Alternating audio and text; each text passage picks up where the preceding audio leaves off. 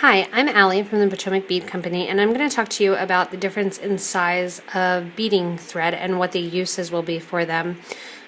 We've had a lot of questions lately, which thread do I buy? Should I buy the .006 or the .008? And this brand is WildFire. It's a Beadalon brand.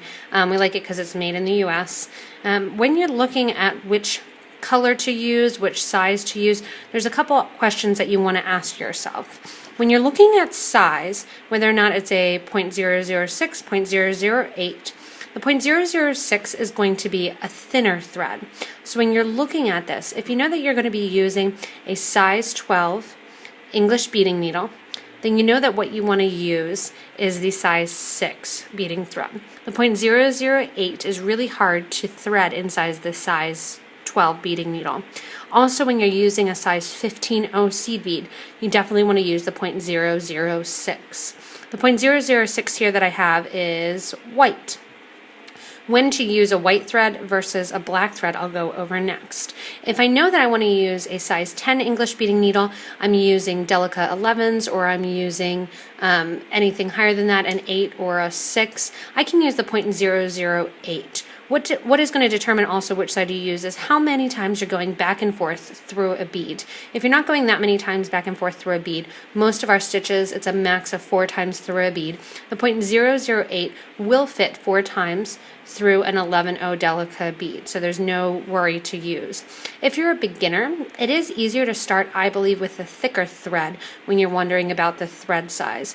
Also, with the .008, you want to use a size 10 English beading needle. You can also use a wide-eye needle with both. The size 10 needle you can also use with the .006, but I find that sometimes it slips out since it is a little bit of a bigger eye in the needle. The .008 thread, if you're going to buy one and you're not sure what you're doing with it, if you know for sure, again, that you're using 15 seed beads, buy the .006. You can always double your thread up if you need it to be a little bit stiffer and a little bit more easy to use with. When to use white versus black, anytime I have something that I'm going to see the thread through, a silver lined, a crystal, anything like that, I'm definitely going to use the white thread. When my thread is showing a lot, if I'm doing a dark project, I definitely want to use the black thread. So look around at your beads, think about what your project is, and if you're not sure what you're going to be doing, a great base thread would be the .006 white thread.